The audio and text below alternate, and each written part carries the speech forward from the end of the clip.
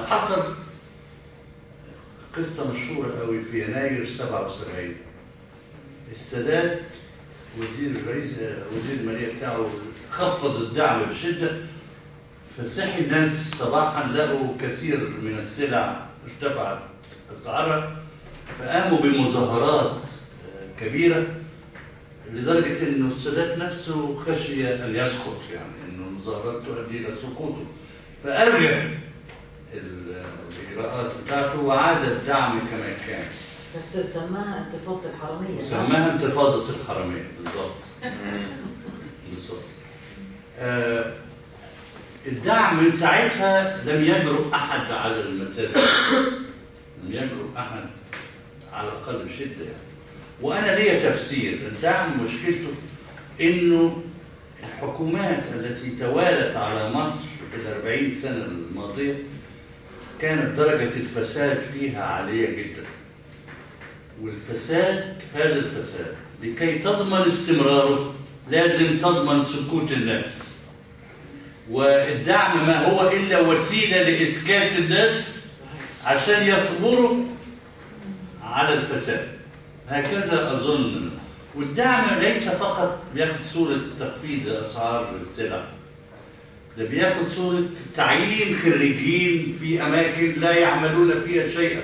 يعني كل خريج جامعة قعد مدة، خريجين الجامعات يعينوا في الحكومة أو القطاع العام دون وظيفة حقيقية، برضه كوسيلة. ما هو ده دعم أيضا، أنت بتديهم أموال لم يبذلوا مقابلها جهدا، وبالتالي فهو سبسيدي، فهو بصورة ما دعم، وهو الغرض منه إسكات الناس لكي يستمر الفساد. ومن ثم آخر حاجة أقولها، طيب إذا كان الأمر كذلك، يعني أنت بتحل مشكلة اقتصادية حلا، بتحل مشكلة سياسية بخطأ اقتصادي، لأن الدعم في الواقع خطأ اقتصادي، بس أنت بتعمله علشان تتجنب مشاكل سياسية. إذا سئلت ما الذي يجب على الحكم أن يعمله؟ أول حاجة لازم تتصدى للفساد. مش لن تستطيع أن تحل المشاكل أخرى قبل الآن، ومع ذلك تبص للي بيحصل تلاقيهم لا يتصدون، وليس هناك دلائل على أنهم يتصدون الفساد. مفيش أي محاولة لاسترداد الأموال المنهوبة التي هربت إلى الخارج، وكل الكلام اللي قيل فيها كلام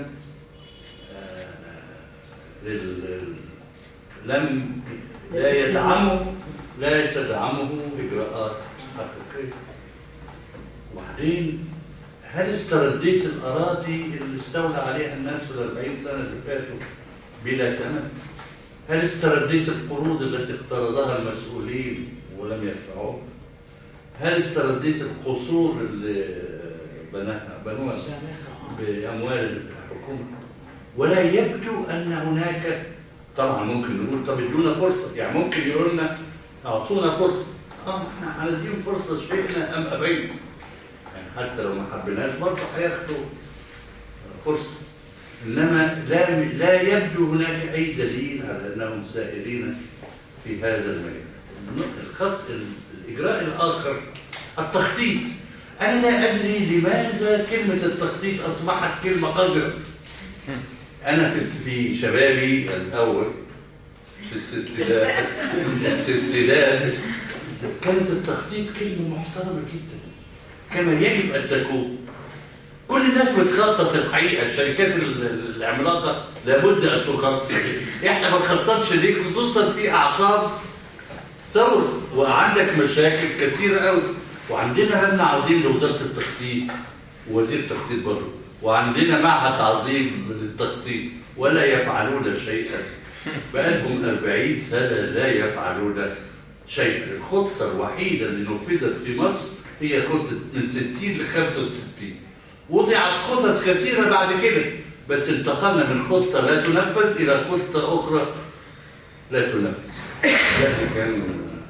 فأنا أقصد لا يمكن إن احنا نحل مشاكل مصر دلوقتي إلا بهذا.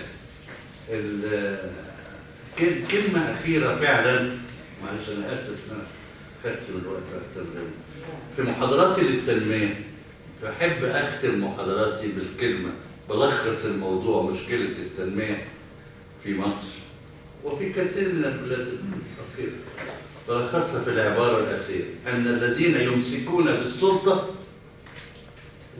ليسوا في الواقع مهتمين بالتنمية، والذين يهمهم التنمية ليس لديهم سلطة. هي دي اللي أنا في رأيي المشكلة.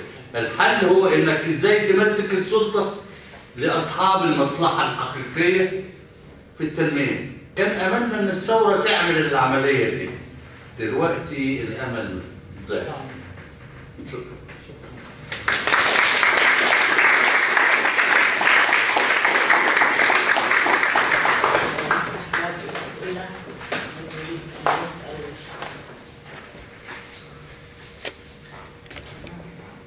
تفضل يا عمراوي. أهلا دكتور جلال. أولا أنا كنت أريد أن أشكرك شكرا جزيلا لحضورك هنا ولهذه المحاضرة المفيدة والرائعة عن الاقتصاد في مصر. ولكن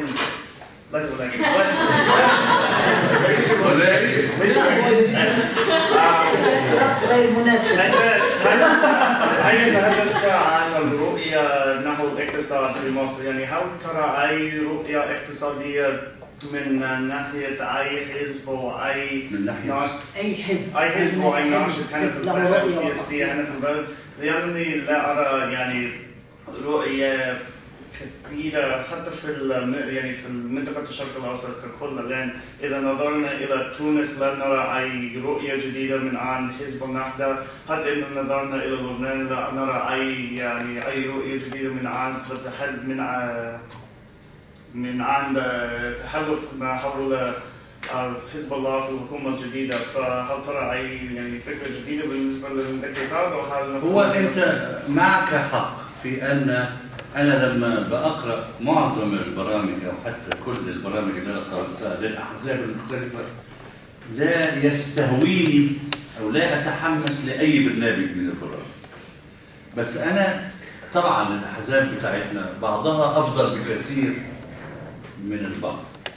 سبب خلو البرامج من الرؤية اللي حضرتك بتطالب فيها مش صعوبة المسألة في رأيي، مش صعوبة المسألة، مرور زمن طويل لم يتعود المصريين والاقتصاديون على التفكير في رؤية. صحيح والله، وأنا أعني ما أقول. بقالنا حوالي 40 سنة على الأقل الاقتصاديين لما ما حدش بيسألهم رأيهم إيه، كل واحد ينصرف إلى أموره الخاصة. أنا كنت فاكر لما جيت من إنجلترا بالدكتوراه إن أنا هنزل من الباخرة النهارده هيندهوني في رئاسة الجمهورية بكرة، ما حدش طلب. فاهم قصدي إيه؟ أنا هو لم يطلب من الاقتصاديين رأي لمدة 40 سنة على الأقل. فإيه؟ بتضعف القدرة على الابتكار، هي مش بسبب صعوبة وبتضعف الجرأة على انك تقول حاجه. مش ان المصريين ما عندهمش افكار، هم عندهم، هي بس النقطه اديهم امل. وعشان كده انا كنت اعتقد ممكن الخروج برؤيه بعد الثوره مباشره احسن من فرصتنا الان، لان الحماس كان شديد، والامل كان ايضا كبير. واظن شيء مماثل يمكن ان ينطبق على البلاد العربيه. أنا دايما أشعر إنه اعطي للمصريين أمل هيجيبوا لك الرؤية بكرة. يعني والمصريين فيهم ناس كثيرة قوي مش بس بيفهموا اقتصاد ومخلصين، قعدهم مع بعض. يعني أحسن اختيار الناس لأنهم كثير. صحيح. هم لا يحسنون اختيار الناس، عشان كده أنا كثير بقول ده متعمد. مش معقول تجيب ناس كل شغلهم ده حلال ولا حرام. مش ممكن ده يكون الناس اللي انت محتاج لهم لوضع رؤيه لحل مشكله. انما اذا اردت اجابه من نوع اخر، انا رايي حيث ان اهم مشكله في مصر الان هي البطاله، يجب أن تضع خطة، وهذا هو المعيار، مش زيادة معدل النمو في الناتج القومي. المشكلة دي ما بقتش لا تناسب ظروف مصر الآن. أنت عندك حوالي 25% نسبة بطالة في القوى العامة في كل، وعندك 25% آخرين كأنهم متبطلين لأن الإنتاجية ضعيفة جدا. اوضع الخطة بحيث تخلق مشروعات توظف بها الناس في أعمال منتجة. اذهب إلى أي قرية مصرية أو مدينة صغيرة واقعد مع الفلاحين، هيقول لك إحنا محتاجين طريق في الحتة دي، إحنا محتاجين لخط السكة الحديد توصل بتاع، لأن مش قادر، محتاجين إن ولادنا يوصلوا للمدارس بدل ما يمشوا 3 ساعات للمدرسة. هذه كل مدينة وقرية في مشروعات منتجة جدا، منتجة جدا. ابتدي نفذها، هتبص تلاقي إذا حليت مشكلة البطالة هتحل مشاكل أخرى كثيرة. أنا في رأيي طلبة الجامعة الأفيد للبلد إنهم يروحوا يمحوا الأمية، يشتغلوا في محو الأمية. عارفين معنى محو الأمية؟ أهم من دراسة أي شيء في الوقت، في الظروف اللي احنا فيها الآن. هذه بعض ملامح ما أسميه برؤية. للأسف ده هو اللي احنا بنفتقده. تفضل يا فول. أولا أشكر حضرتك على المحاضرة العظيمة دي، وعندي سؤال عن الدعم. أيوه. حضرتك ذكرت إن الدعم مش صح اقتصاديا، فنفترض إنه كده، بس أكيد الناس غلابة بيعتمدوا على الدعم ده. صحيح. حضرتك عندك مثلا خطة انتقالية حتى تحسن الأمور؟ أنا لما قلت أن الدعم خطأ اقتصادي ده باعتراف جميع الاقتصاديين، لأنه مش المفروض أن أي سعر أو خدمة يعكس النفقة الحقيقية والحاجة الحقيقية، يعني العرض والطلب. فاهم قصدي؟ ده وإلا اضطربت الأمور، لأنه لو ارتفعت أسعار سلع وهي مش ليس هناك حاجة إليها، هتبص الناس المنتجين سينتجونها، بينما كان هناك سلع أخرى أهم لم تنتج. ما تلعبش في الأسعار، ولكن أسرع بالقول إنه خطأ اقتصادي، ولكنه في ظروف مصر الحالية ضرورة اجتماعية ممكن، وهو يصبح الدعم مقبولا أو ضروريا في ظروف اجتماعية ايديال، يعني مثالية. إذا كان توزيع الدخل سليما وكل شخص أو معظم الناس يأخذوا ما يستحقونه ولا يحصل شخص على ما لا يستحق، الغي الدعم، الغي الدعم. إنما أنا طبعا أعترف إنه ما أقدرش ألغي دعم الخبز لا النهارده ولا بكره ولا بعد السنة. الناس هتموت، المصريين هيموت، لأنه يعني يا دوبك عايشين بالرغيف أبو 5 قروش، ما أقدرش ألغيه. إنما أبدأ، عشان كده بقول البدء في مكافحة الفساد. عشان إيه؟ أبدأ أعطي للناس ما يستحقونه وأمنع ذهاب الأموال إلى من لا يستحق. وكل ما نجحت في إعادة توزيع الدخل أكثر عدالة، أقلل الدعم، لأنه ما أقدرش أقول لشخص متبطل أو دخله ضعيف جدا العيش هيبقى ب 25 قرش بدل 5 قروش، ما أقدرش أقول. إنما لما يشوف دخله بيتحسن أقدر أزود له الأسعار شيئا فشيئا. ده ردي عليه، هو خطأ اقتصادي ولكنه ضرورة اجتماعية. نعم، شكرا جزيلا على المحاضرة العظيمة. مصر ليست فيها كمية الموارد الطبيعية مثل النفط كما توجد في دول الخليج، ولكن الخير فيما اختاره الله. طبعا انت تبع الدكتور مرسي؟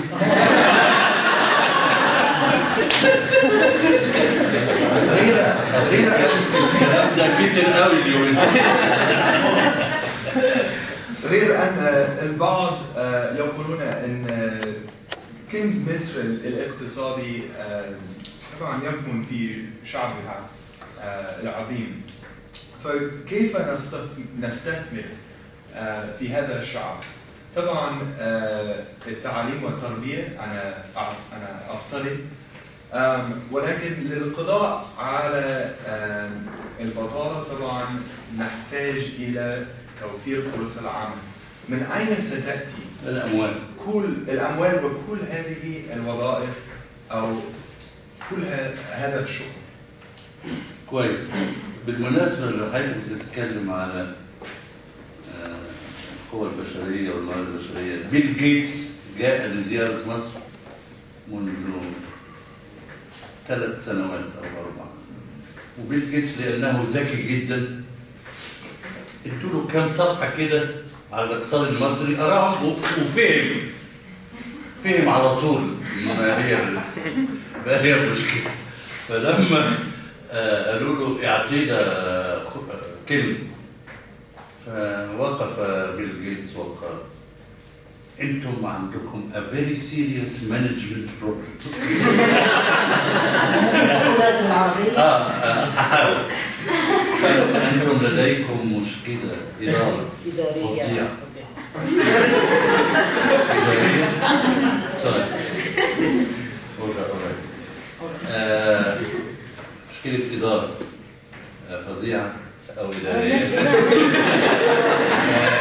كيف يكون لديكم نسبة الأمية تزيد على 40%، ولديكم عدد من الحاصلين على الماجستير والدكتوراه، أنا نسيت العدد بس هو كان عدده مئات الألوف، يبقى لازم عندكم مشكلة إدارية رهيبة إنكم سمحتم بوجود هذه المفارقة الرهيبة.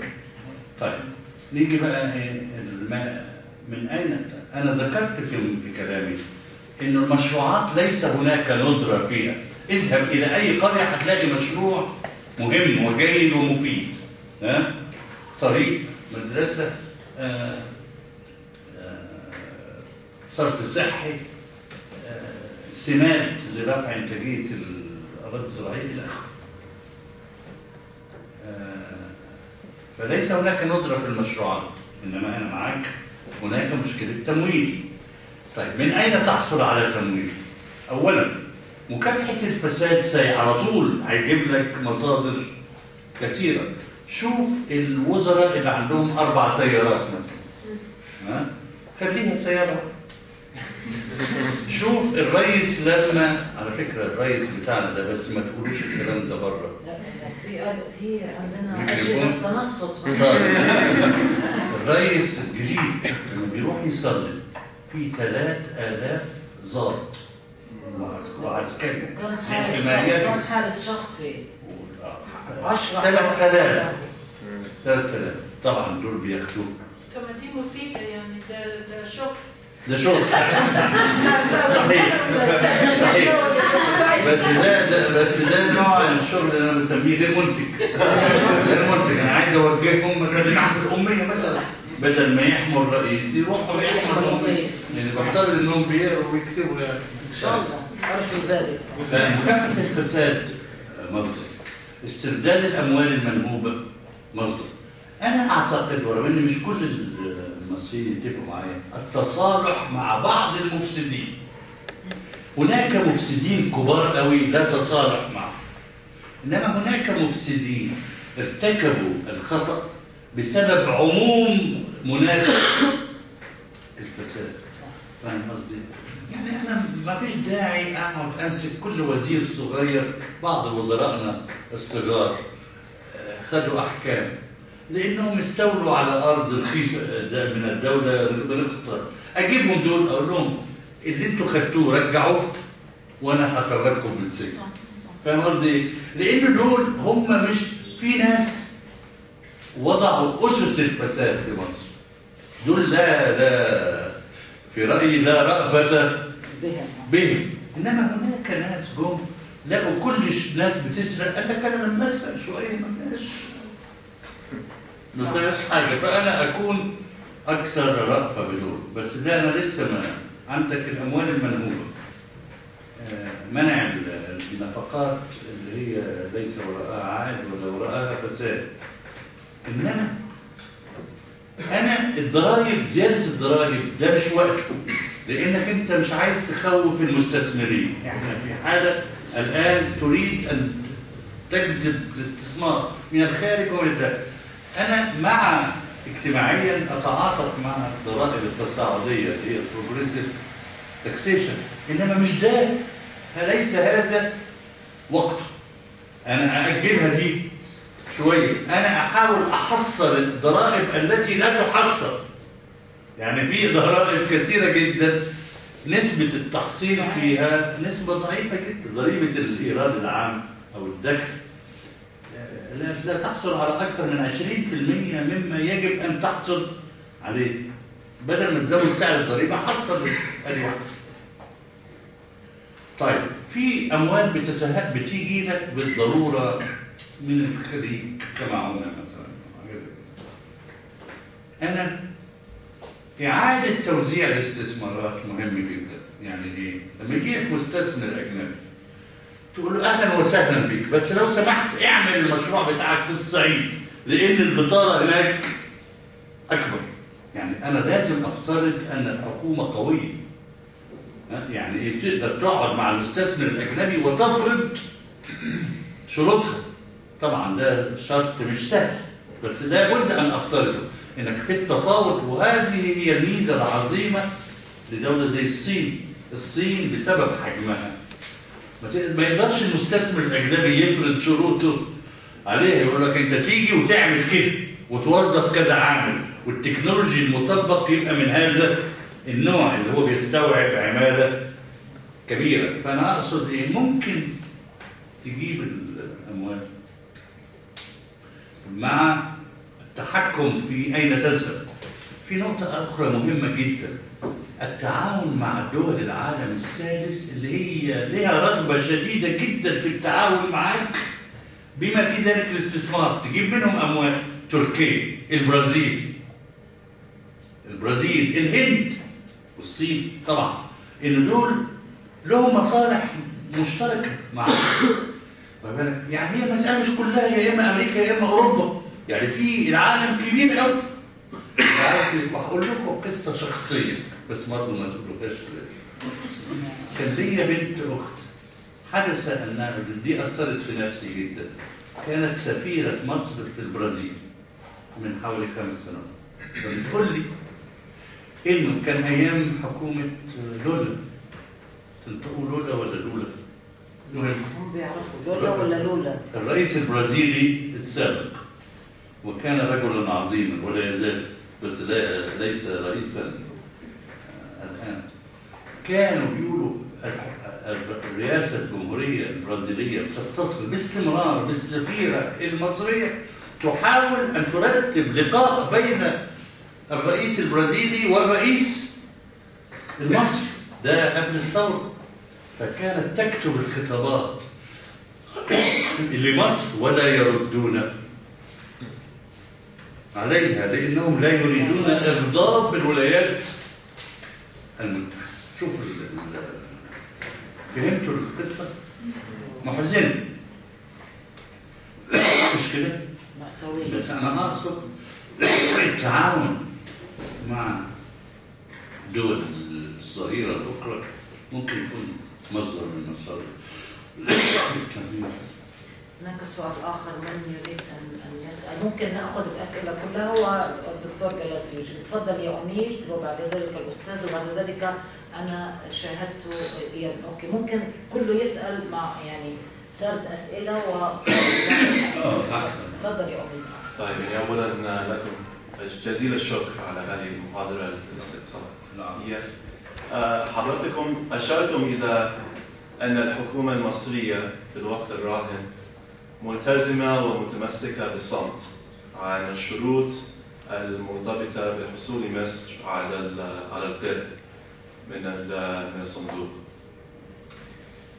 نظرا لكل الانتقادات اللاذعة والشديدة الواردة بالنسبة إلى الصندوق، ونظرا للتداعيات والعواقب المتوقعة، لو كان السعر فائدة القرض منخفضا جدا، ولو كانت فترة السماح طويلة ومريحة، هل قبلتم القرض؟